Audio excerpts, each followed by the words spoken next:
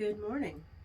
So today is the third episode of Knit and Chat, and that is a new segment that I have on my Apple Crafts podcast.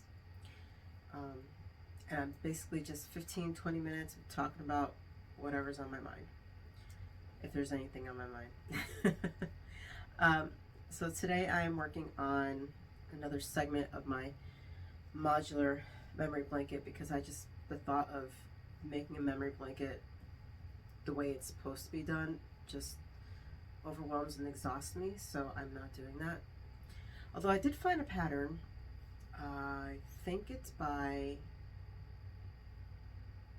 K. Jones, where it actually uses a 4 square and then does a border around it, so I may pick up on that idea when I get to the point where I need to finish this blanket. If you're new here, my name is Alicia, and this is the Apple Crafts podcast, and I am a yarn dyer outside of Nashville, Tennessee.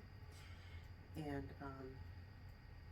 I have a shop on Etsy, and you can find me on Instagram and Facebook. Every once in a while I'll go over on Facebook and try to do stuff on there.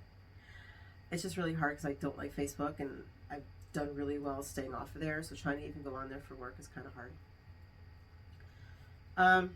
So today's topic is about ethical yarn, and this is a thought that I've come across. I wouldn't say often, but every once in a while, when I hear people talking about different types of yarn that they purchased, or where it's come from, and are we buying superwash? Are we not buying superwash? Are we buying Kivet? If you don't know what Kivet is, it's really expensive yarn, but not the most expensive yarn. Generally in Alaska, in that area, and it's fur that is collected from musk ox, I think, or something like that. That has fallen off naturally, and then they collect it and card it and make yarn. Anyway, Kivet, possum from Australia, silk yarn, etc., etc. And this thought crossed my mind because we all have our ideas about what's going to help the environment, but then we also have ideas of what's good for our budget, and we also want to try to make the best choices that we can while still enjoying our craft. So I guess without going into too much background, there are certain things I will not purchase new, leather being one of them, because I was vegan for a while. I'm not vegan anymore, I'm vegetarian, but there's just certain practices that I don't want to directly pay for to a company. Leather is one of those things. Silk is another one of those things, and this is where we get into the ethical stuff, because for me, coming from that vegetarian / vegan background, the idea of buying silk, for instance, firsthand, I don't want to do, because what they're doing, especially with mulberry silk, I can't speak for like any other silks, but with mulberry silk, they use blackberry leaves or something. Anyway, they it's a food source, and then they have the eggs like the moths lay on there, and then they lay eggs, and then when the eggs are in a cocoon, you have a baby inside, right? Okay, yeah, you're not you, but you're people who are doing this for a living. There's babies inside, so they're raising these babies in these cocoons, not to get more moths, but to boil the cocoons to soften them so that they can get the strings of the cocoon to get the silk, if I'm explaining that correctly. In any case, they're boiling alive insects to get silk. I have a huge problem with that. That falls under ethics of yarn. Like, is this a correct thing to do? Is this the right thing to do? We can expand that into other things, because that kind of falls into factory farming, for instance. which is where the vegetarian and vegan comes in. But we all have our things. Okay, like some people don't like superwash because they say it's bad for the environment, and they've come up with new techniques to make a superwash yarn that is less impact on the environment. That's also something that would be falling into ethical.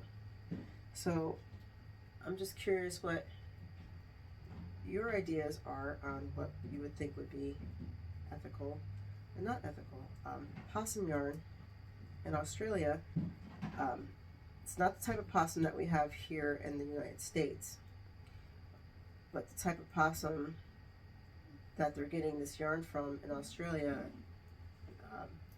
the people there consider that animal a pest, so they actually kill the animal, and after they're killing it, what they usually do is they take that fur and card it and turn it into yarn. So now you have possum yarn from Australia.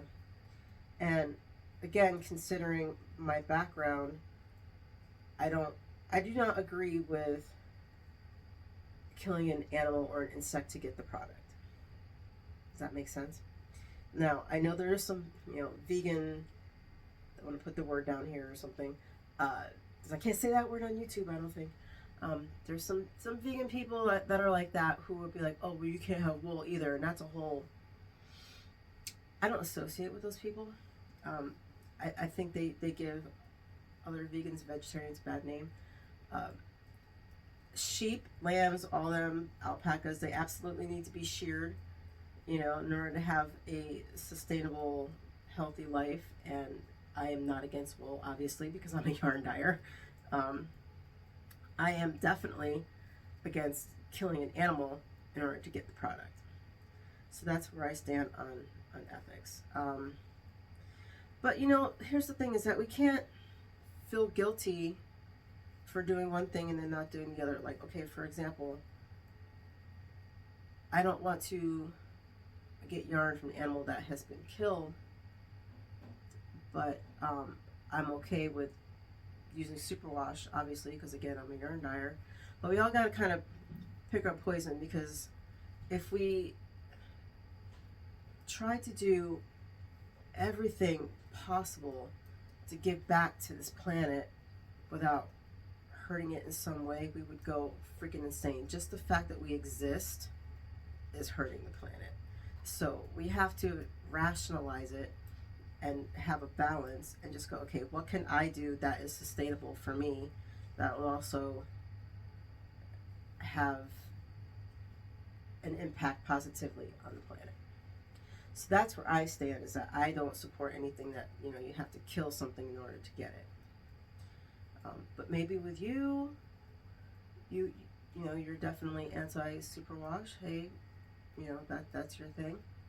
With somebody else, it might be, they don't care and they help the environment in other ways, like, I don't feel bad for my decisions, because I save what I can, I reuse what I can, I recycle a lot.